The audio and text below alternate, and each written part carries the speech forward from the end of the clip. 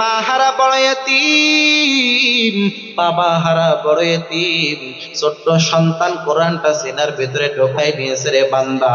সিনার ভিতরে ঢোকানোর কারণে তার সম্মান এত পরিমাণে বেড়ে গেল, এত পরিমাণে সম্মান আল্লাহ বৃদ্ধি করে দিলেন রে বান্দা। আপনার সন্তান আপনারা জানাজার নামাজের ইমামতি করবে। অনেক আল্লাহর বান্দা অনেক মাদ্রাসার ভিতরে আছে রে বান্দা, যাদের দুনিয়ার ভিতরে মা নাই, যাদের দুনিয়ার ভিতরে বাবা নাই, কিন্তু মাদ্রাসার ভিতরে পড়ে 30 পারা কোরআনটা সিনার ভিতরে ঢোকাইছে।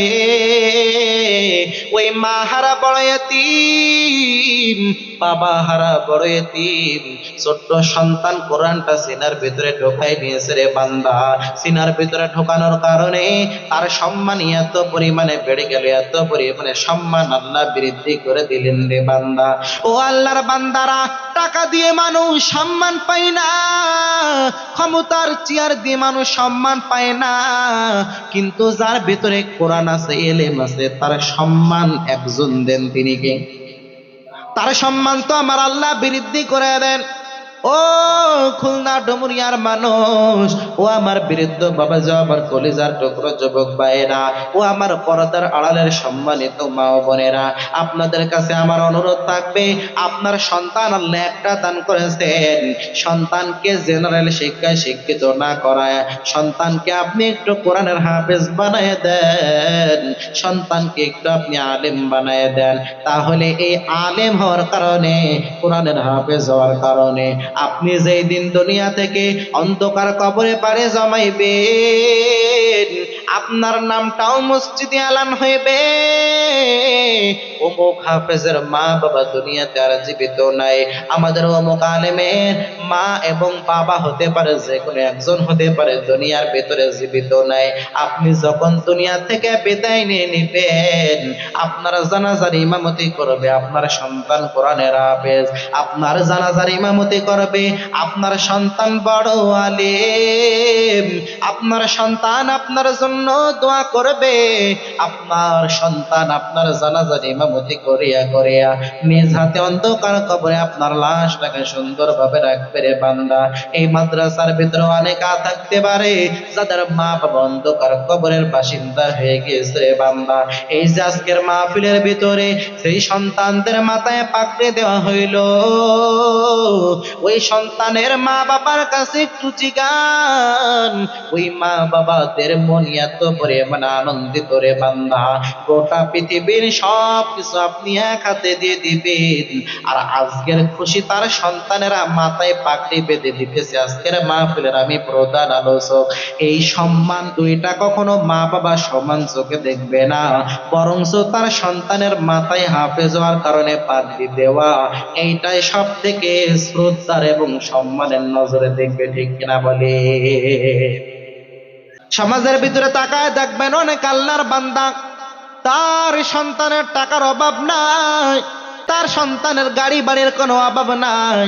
ঢাকার ভিতরে এই ঘটনা অহরহ রয়েছে রে বান্দা, সন্তান হলো 10 তলা বিল্ডিং এর মালিক, কিন্তু সন্তানের ভিতরে কোনো দিনের জ্ঞান শিক্ষা দেওয়া হয় নাই। ছোট্টবেলায় মা বাবা যখন বৃদ্ধ হয়ে যায়, তখন ওই সন্তানগুলো মা বাবাকে বৃদ্ধাশ্রমে রেখে আসে।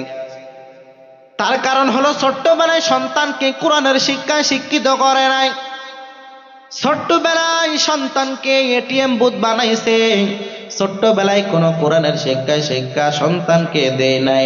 বর্তমান সমাজের ভেতরে বৃদ্ধাশ্রম বাড়ছে না কমছে? আরো জোরে বলেন। মুরব্বীরা তো বৃদ্ধাশ্রম কাকে বলে তাও বলতে পারে না, কারণ তাদের জামানায় এগুলো ছিল না।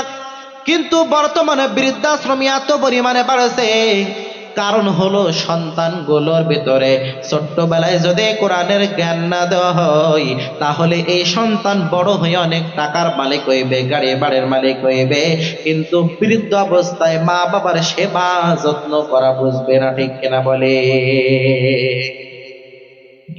ঢাকার ভিতরে অনেক অনেক বান্দা এমন আছে, সন্তান 10 তলা বাড়ির মালিক, মা বাবা বৃদ্ধ হয়ে গেছে, কিন্তু এই বৃদ্ধ মা বাবাকে 10 তলা বিল্ডিং এর গাছতলায়ও জায়গা হয় না, আছে না নাই?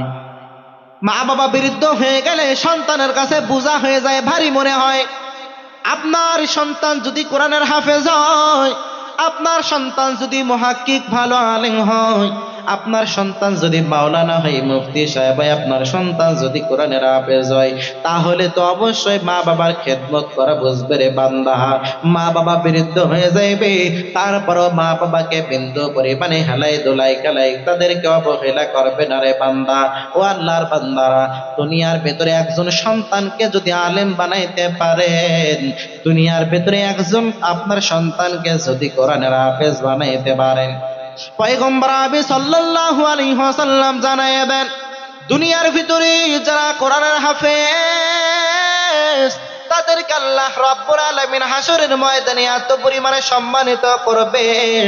পয়গম্বর সুন্দরভাবে হাদিসের ভিতরে জানায় দেন, ক্বালা রাসূলুল্লাহ সাল্লাল্লাহু আলাইহি ওয়া আলিহি ওয়াসাল্লাম, ইকালু লিসাহিবিল কুরআনি ইকরা ওয়ারতাকি ওয়ারাত্তিল কামা কুনতা তুরাত্তিলু ফিদ দুনিয়া ফা ইন্না মানজিলাকা ইনদা আখিরি আয়াতিন তাকরাউহা।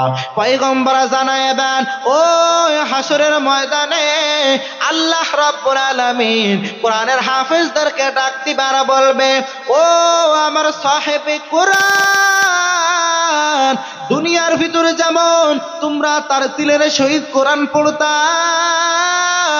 ওয়ারাত্তিল কামা কুনতা তুরাত্তিলু ফিদ দুনিয়া, তোমরা যেমন দুনিয়ার ভিতরে কোরআন তেলাওয়াত করতা তার তিলের সহিত, আজকেও তোমরা তার তিলের সহিত কোরআন তেলাওয়াত করতে থাকো, কোরআন তেলাওয়াত করতে থাকো। এমত অবস্থার ভিতরে হাফেজে কোরআনরা একেবারে পবিত্র কালামুল্লাহ মাজিদের শুরু সূরা ফাতিহা থেকে তেলাওয়াত করতে থাকবে, তেলাওয়াত করতে থাকবে। এক একটা আয়াত তেলাওয়াত করার বিনিময়ে আমার আল্লাহ পাক এক একতলা বিল্ডিং এর মালিক জান্নাতের ভিতরে বানায় দিবে। এরপরে এবার সমস্ত আয়াতগুলো হাফেজরা তেলাওয়াত করাবো। সাহাবায়ে কেরাম জিজ্ঞাসা করলেন, ও পয়গম্বর, তাহলে এততলা বিল্ডিং এর মালিক হাফেজ সাহেব অবস্থান করবে কত তলায়? প্রশ্ন আছে না নাই? সেই কথা পয়গম্বর সুন্দরভাবে জানায় দেন, ফা ইন্না মানজিলাকা ইনদা আখিরি আয়াতিন তাকরাউহা, যখন সে একেবারে শেষ আয়াত তেলাওয়াত করবে, তার মানে মিনাল জিন্নাতি ওয়ান নাস, এটা হলো কোরআনের শেষ আয়াত। ঠিক কিনা বলেন? মিনাল জিন্নাতি ওয়ান নাস, এই আয়াতটা তেলাওয়াত করার বিনিময় একেবারে সবার উপরে যেই বিল্ডিংটা হইবে, ওই বিল্ডিং এর ভিতরে ফা ইন্না মানজিলাকা ইনদা আখিরি আয়াতিন তাকরাউহা, হাফেজ সাহেব ওই বিল্ডিং এর ভিতরে অবস্থান করবে। যারা দুনিয়ার ভিতরে কোরআনের হাফেজদের মা বাবা হয়ে যাবে, আল্লাহ পাক তাদেরকে এত সম্মানিত করবে, হাসরের ময়দানে যখন সমস্ত মানুষগুলো পাগল পারা হয়ে যাইবে, এই দুনিয়ার ভিতরে আমরা এসেছি, আবার দুনিয়া থেকে আমাদেরকে বিদায় নেওয়া লাগবে রে বান্দা। যে যেই জায়গায় মৃত্যুবরণ করেছে সে সেই জায়গা থেকে পরিপূর্ণ তাদের লাগবে রে বান্দা। যারা পানির ভিতরে মৃত্যুবরণ করেছে ওই জায়গা থেকে তারা উঠে দাঁড়াইবে, যারা গাড়ির নিচে মৃত্যুবরণ করেছে ওই জায়গা থেকে তারা উঠে পরিপূর্ণ দাঁড়াইবে, যারা মাঠের ভিতরে মৃত্যুবরণ করেছে ওই জায়গা থেকে পরিপূর্ণ উঠে দাঁড়াবে, যে যেই জায়গায় মৃত্যুবরণ করেছে ওই জায়গা থেকে পরিপূর্ণ উঠে উঠে মানুষগুলো দাঁড়াইবে। কারণ আল্লাহ পাক জানায় দেন, মিনহা খলাকনাকুম ওয়া ফিহা নুঈদুকুম ওয়া মিনহা নুখরিজুকুম তারাতান উখরা। আল্লাহ পাক জানায় দেন, মাটি দ্বারা আমি আল্লাহ পাক তোমাদেরকে বানাইলাম, আবার মাটির ভিতরে তোমাদেরকে আমি আল্লাহ ঢোকাইলাম। ওই জায়গা থেকে সকলে একদিন বান্দা আল্লাহর সামনে হাজির হওয়া লাগবে। হাসরের ময়দানে সমস্ত মানুষগুলো ছোটাছুটি করবে, দৌড়া দৌড়ি করবে। ওই দিন যারা হাফেজে কোরআনের পিতা মাতা হইবে তাদেরকে এত পরিমাণে সম্মানিত করা হইবে, আমার আল্লাহ পাক হাফেজে কোরআনের মা এবং হাফেজে কোরআনের যারা বাবা হইবে তাদের মাথায় নূরের একটা টুপি পরিধান করায় দেবে রে বান্দা। নূরের ওই টুপির এত পরিমাণে পাওয়ার কিতাবের ভিতরে এসেছে, হাদিসের ব্যাখ্যার ভিতরে এসেছে, ওই নূরের পাওয়ারে গোটা হাসরের ময়দান উজ্জ্বল হয়ে যাইবে। তাহলে একজন সন্তানকে কোরআনের হাফেজ বানানোর দরকার আছে না নাই? আপনার সন্তান আপনি মৃত্যুবরণ করবেন, আপনার সন্তান আপনার জানাজার নামাজের ইমামতি করবে। অনেক আল্লাহর বান্দা অনেক মাদ্রাসার ভিতরে আছে রে বান্দা, যাদের দুনিয়ার ভিতরে মা নাই, যাদের দুনিয়ার ভিতরে বাবা নাই, কিন্তু মাদ্রাসার ভিতরে পড়ে 30 পারা কোরআনটা সিনার ভিতরে ঢোকাইছে। ওই মা হারা বড় এতিম, বাবা হারা বড় এতিম, ছোট্ট সন্তান কোরআনটা সিনার ভিতরে ঢোকাই নিয়েছে রে বান্দা। সিনার ভিতরে ঢোকানোর কারণে তার সম্মান এত পরিমাণে বেড়ে গেল, এত পরিমাণে সম্মান আল্লাহ বৃদ্ধি করে দিলেন রে বান্দা। ও আল্লাহর বান্দারা, টাকা দিয়ে মানুষ সম্মান পায় না, ক্ষমতার চেয়ার দিয়ে মানুষ সম্মান পায় না, কিন্তু যার ভিতরে কোরআন আছে, এলেম আছে, তার সম্মান একজন দেন, তিনি কে? তার সম্মান তো আমার আল্লাহ বৃদ্ধি করে দেন। ও খুলনা ডুমুরিয়ার মানুষ, ও আমার বৃদ্ধ বাবা, আমার কলিজার টুকরো যুবক ভাইয়েরা, ও আমার পর্দার আড়ালের সম্মানিত মা ও বোনেরা, আপনাদের কাছে আমার অনুরোধ থাকবে, আপনার সন্তান আল্লাহ একটা দান করেছেন, সন্তানকে জেনারেল শিক্ষায় শিক্ষিত না করায় সন্তানকে আপনি একটু কোরআনের হাফেজ বানায় দেন, সন্তানকে একটু আপনি আলেম বানায় দেন। তাহলে এই আলেম হওয়ার কারণে, কোরআনের হাফেজ হওয়ার কারণে আপনি যেই দিন দুনিয়া থেকে অন্ধকার কবরে পারে জমাইবেন, আপনার নামটাও মসজিদে আলান হইবে। অমুক হাফেজের মা বাবা দুনিয়াতে আর জীবিত নাই, আমাদের অমুক আলেমের মা এবং বাবা হতে পারে, যে কোনো একজন হতে পারে, দুনিয়ার ভেতরে জীবিত নাই। আপনি যখন দুনিয়া থেকে বিদায় নিয়ে নিবেন, আপনার জানাজার ইমামতি করবে আপনার সন্তান কোরআনের হাফেজ, আপনার জানাজার ইমামতি করবে আপনার সন্তান বড় আলেম, আপনার সন্তান আপনার জন্য দোয়া করবে, আপনার সন্তান আপনার জানাজার ইমামতি করিয়া করিয়া নিজ হাতে অন্ধকার কবরে আপনার লাশটাকে সুন্দরভাবে রাখবে রে বান্দা। এই মাদ্রাসার ভিতরে অনেকা থাকতে পারে যাদের মা বাবা অন্ধকার কবরের বাসিন্দা হয়ে গেছে রে বান্দা। এই যে আজকের মাহফিলের ভিতরে সেই সন্তানদের মাথায় পাকড়ে দেওয়া হইল, ওই সন্তানের মা বাবার কাছে একটু জিগান, ওই মা বাবাদের মন এত পরিমাণে আনন্দিত রে বান্দা, গোটা পৃথিবীর সব কিছু আপনি এক হাতে দিয়ে দিবেন, আর আজকের খুশি তার সন্তানেরা মাথায় পাগড়ি বেঁধে দিতেছে। আজকের মাহফিলের আমি প্রধান আলোচক। এই সম্মান দুইটা কখনো মা বাবা সমান চোখে দেখবে না, বরঞ্চ তার সন্তানের মাথায় হাফেজ হওয়ার কারণে পাগড়ি দেওয়া, এইটাই সব থেকে শ্রদ্ধার এবং সম্মানের নজরে দেখবে, ঠিক কিনা বলে? তাহলে আপনার সন্তানকে আপনি দিনের লাইনে আগায় দেন।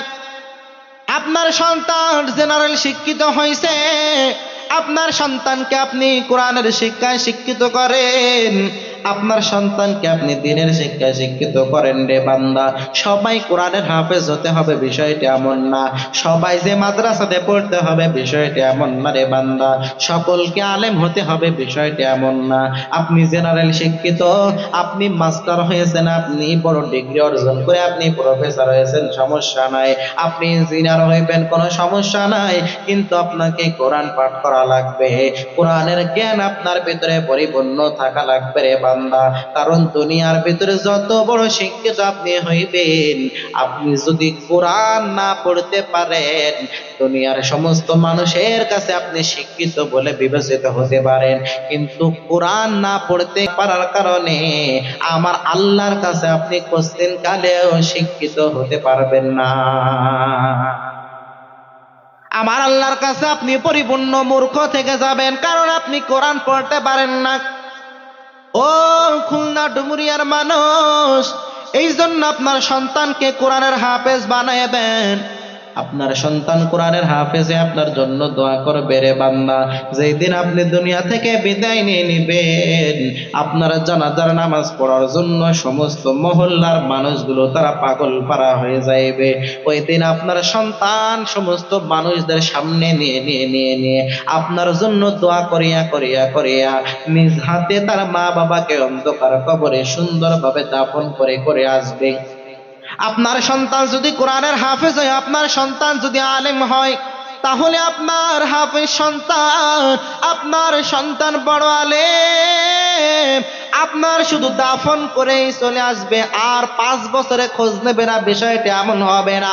বরঞ্চ আপনার ওই সন্তান প্রতি জুমার দিন আপনার কবরের কিনারে যাওয়ার পর সূরা ফাতিহা তেলাওয়াত করিয়া করিয়া, আয়াতুল কুরসি গুলো তেলাওয়াত করিয়া করিয়া, সূরা ইয়াসিন গুলো তেলাওয়াত করিয়া করিয়া, কোরআনের আয়াত গুলো তেলাওয়াত করিয়া করিয়া আল্লাহর দরবারে পরিপূর্ণ 2টা হাত তুলে আল্লাহর কাছে কান্নাকাটি করবে আর বলবে, ও দয়ার মালিক, আমার মাকে আপনি ক্ষমা করে দেন, আমার বাবাকে আপনি ক্ষমা করে দেন, আমার বাবার কবরকে আপনি জান্নাতের বাগান বানায় দেন আল্লাহ, আমার মার কবরকে আপনি জান্নাতের বাগান বানায় দেন।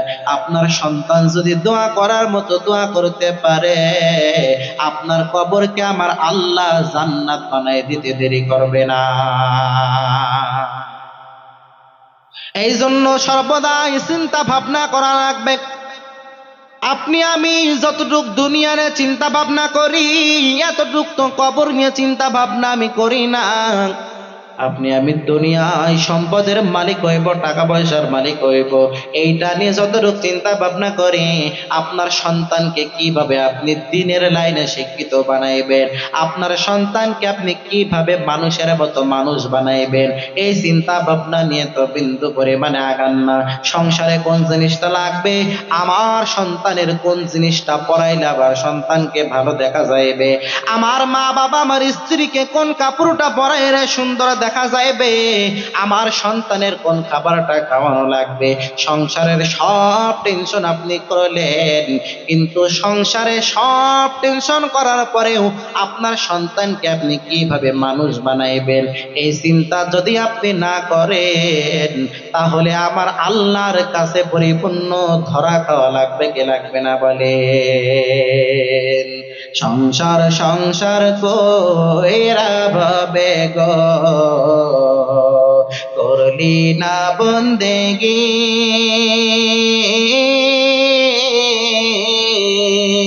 কিভাবে কাটাইবি মনরে, কবরের জিন্দেগি রে, ওরে জীবন গোনাই গোনাই গেল রে, ওরে জীবন গোনাই গোনাই গেল রে, ধন সম্পদের মাই পইড়া গো, ডাকলি না মাওলা রে,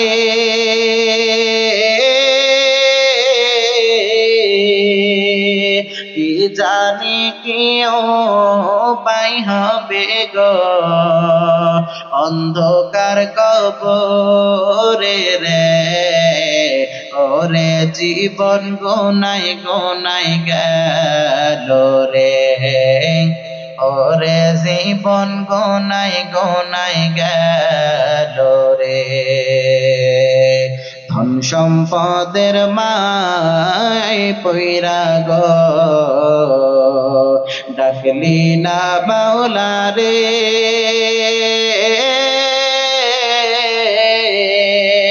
কি জানি কি উপায় হবে গো, অন্ধকার কবরে রে, ওরে জীবন গোনাই গোনাই গেল রে, ওরে জীবন গোনাই গোনাই গেল রে, বাড়ির পাশে কবর ঘরে গো, বাঁধবি বাঁশের ঘর,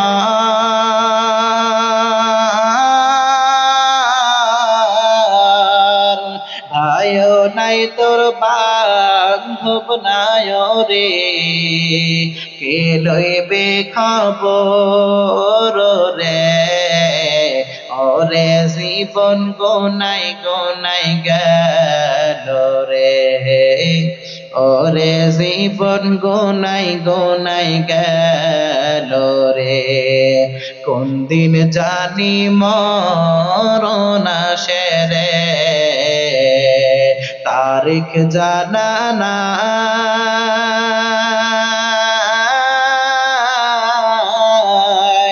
মরণ কালে বিপদ হইলে রে তোমায় দেখা চাই রাসূল ওরে জীবন গোনাই গোনাই গেল রে ওরে জীবন গোনাই গোনাই গেল রে সংসার সংসার কইরা ভবে গো করলি না বন্দেগি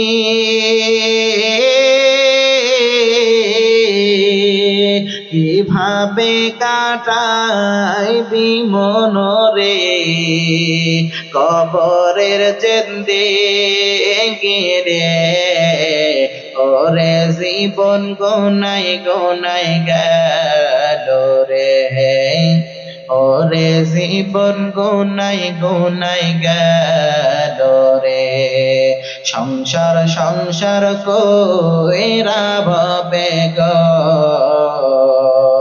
করলি না বন্দেগি